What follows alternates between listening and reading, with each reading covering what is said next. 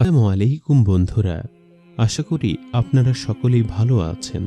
বন্ধুরা, এমনটা প্রায় দেখা যায় যে বিয়েতে যৌতুক বেশি না দেওয়ার কারণে বরযাত্রী ফেরত চলে যায়, বিয়ে ভেঙে যায়। কিন্তু উত্তরপ্রদেশের শহর বেরেলিতে এক কোণে বেশি যৌতুক চাওয়া লোভী সেই বরকে এমনভাবে শিক্ষা দিল যে বর নিজে মাথা ধরে বসে কান্না করতে লাগলো। বন্ধুরা, ভিডিও শুরু করার আগে প্রার্থনা করি, হে আল্লাহ, আমাদের সকল প্রকার গুনাহ ও জেনা থেকে রক্ষা করুন। যারা জেনা থেকে রক্ষা পেতে চান সকলেই কমেন্টে লিখুন আমিন, এবং এই ভিডিওতে একটি লাইক দিন, ও যারা চ্যানেলটি সাবস্ক্রাইব করেননি চ্যানেলটি সাবস্ক্রাইব করুন। এই ভিডিওটির লাইক টার্গেট 500, তাই সকলে এই ভিডিওটিতে লাইক দিয়ে দিন। তো চলুন শুরু করা যাক। বেরেলিতে জিশান নামের এক ছেলে ছিল। তার বিয়েতে বরযাত্রী যখন কনের বাড়ি এসে পৌঁছালো তখন তারা যৌতুকের বাইক দাবি করে বলে বসল যে যতক্ষণ না তারা তাদের বাইক পাবে ততক্ষণ পর্যন্ত বিয়েটা হবে না। এ কথা শুনে মেয়ের পরিবারের লোকেরা বিয়ে করার জন্য মিনতি করতে লাগলো, কিন্তু ছেলের কথার কোনো নড়চড় হলো না। শেষমেশ মেয়ের বাড়ির লোকেরা বাইক দেওয়ার জন্য রাজি হয়ে গেল। কিন্তু এ কথা যখন কনের কানে গেল তখন সে অনেক রেগে গেল। এরপর সে এমন কিছু করে বসল যা দেখে বর এবং তার পরিবারও চমকে গেল। বন্ধুরা, এই ঘটনাটি উত্তরপ্রদেশের বেরেলি শহরের।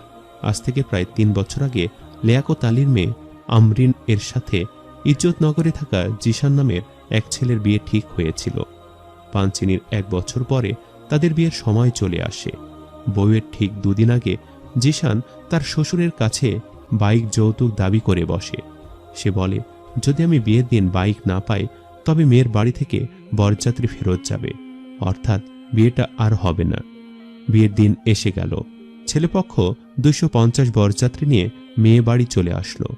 মেয়ের বাড়ির লোকেরা অত্যন্ত বিনয়ের সাথে তাদের আপ্যায়ন করল।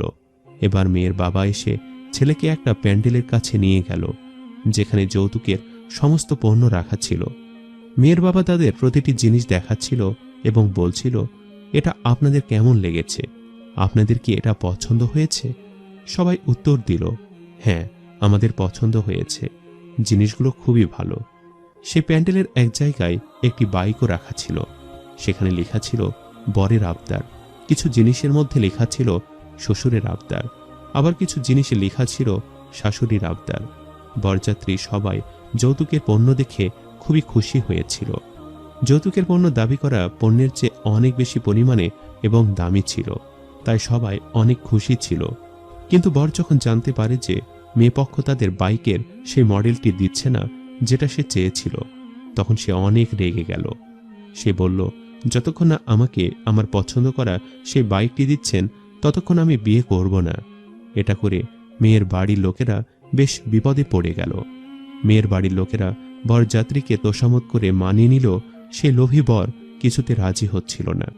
মেয়ের বাবা জানালো তারা সে বাইক মডেলের অর্ডার করে রেখেছে, যখনই সেটা এসে যাবে তখন সেটা তাদের দিয়ে দেবে। কিন্তু এতেও বর রাজি হলো না। মেয়ে পক্ষ বেশ বিপদে পড়ে গেল। এমনকি তারা ছেলেপক্ষের হাতে সেই বাইকটি কেনার টাকাও দিয়ে দিল। টাকা পেয়ে বর খুবই খুশি হলো এবং বিয়ে করতে রাজি হয়ে গেল। কিন্তু একথা যখন কনের কানে গিয়ে পৌঁছলো যে ছেলে বাইক ছাড়া বিয়ে করবে না বলেছে, আর তার পরিবারের লোকেরা ছেলেকে বাইক কেনার টাকা দিয়ে দিয়েছে, তখন মেয়েটি খুবই রেগে গেল এবং বিয়ে করতে অসম্মতি জানালো। কনের এমন সিদ্ধান্তে সবাই হকচকিয়ে গেল। বরযাত্রী এসে কনেকে অনেকে বোঝাতে চাইল। মেয়েটি জানালো সে এরকম লোভী একজনকে বিয়ে করার চাইতে কুমারী থাকতে বেশি পছন্দ করবে। এ কথা শুনে রেগে গিয়ে বরযাত্রী হাঙ্গামা করতে শুরু করে দিল। শেষমেশ মেয়ের বাড়ির লোকদের ধৈর্যের বাঁধ ভেঙে গেল।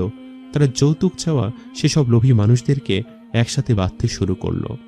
ঘটনা সাংঘাতিক কিছু হওয়ার আগেই কেউ একজন পুলিশকে ফোন দিয়ে জানিয়ে দিল, পুলিশ এসে বেঁধে রাখা সকলকে জেলখানায় নিয়ে গেল। পুলিশকে মেয়ের বাবা লিয়াকত আলী জানায় সে ছোটখাটো ব্যবসা করে তার পরিবার চালায়। 1 বছর আগে তার মেয়ের বিয়ের সম্বন্ধ পাশের শহরে জিশানের সাথে ঠিক করা হয়। তখন যৌতুক নিয়ে কোনো কথা হয়নি, কিন্তু তাও আমরা আপনাদের সাধ্যমতো যৌতুকের সমস্ত কিছু দিয়েছি। বিয়ের 2 দিন আগে ছেলে জেদ ধরে বসল যে তার বাইক চাই, না পেলে সে বিয়ে করবে না। আমরা যেমন তেমন করে বাইক কেনার টাকা জোগাড় করে অর্ডার দেই, কিন্তু বাইকটি তখন শোরুমে না থাকায় আমাদের অন্য বাইক দেওয়া হয়।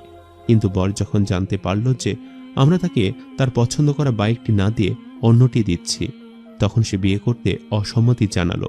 এরপর যখন আমরা বাইক কেনার টাকা ছেলের হাতে তুলে দিলাম, তখন তারা বিয়ে করতে রাজি হলো। কিন্তু যখন আমার মেয়ে আমরিন এ ব্যাপারে জানতে পারল, তখনও এই লোভী ছেলেটির সাথে বিয়ে করতে অসম্মতি জানালো। ছেলেকে যখন এ ব্যাপারে জিজ্ঞাসাবাদ করা হয়েছিল, তখন সে বলেছিল, আমি ভাবিনি যে মেয়েটা এভাবে বিয়ে করতে মানা করে দিবে, তাহলে আমি এমনটা করতাম না। এখন আমার অনেক অনুশোচনা হচ্ছে। এরপর আমরিনের বাবা তার মেয়েকে এক আত্মীয়ের সাথে বিয়ে দিয়ে দিলেন, যার শোভন চরিত্র অনেক ভালো ছিল। যৌতুকের জন্য রাখা সব পণ্য সে ছেলের বাসায় পাঠিয়ে দেয়া হয়। আজ আমরিনের নেওয়া এক পদক্ষেপের জন্য সারা শহরের নামে জয় জয়কার গাওয়া হচ্ছে। তার নেওয়া পদক্ষেপের জন্য তাকে সবাই তারিফ করছে। সম্মানিত দর্শক, ভিডিওটি আপনাদের কাছে কেমন লেগেছে তা আমাদের কমেন্ট করে অবশ্যই জানাবেন। আর সবাই আমাদের সাথেই থাকবেন। আজ তাহলে এই পর্যন্তই। আপনারা ভালো থাকবেন, সুস্থ থাকবেন। আল্লাহ হাফেজ।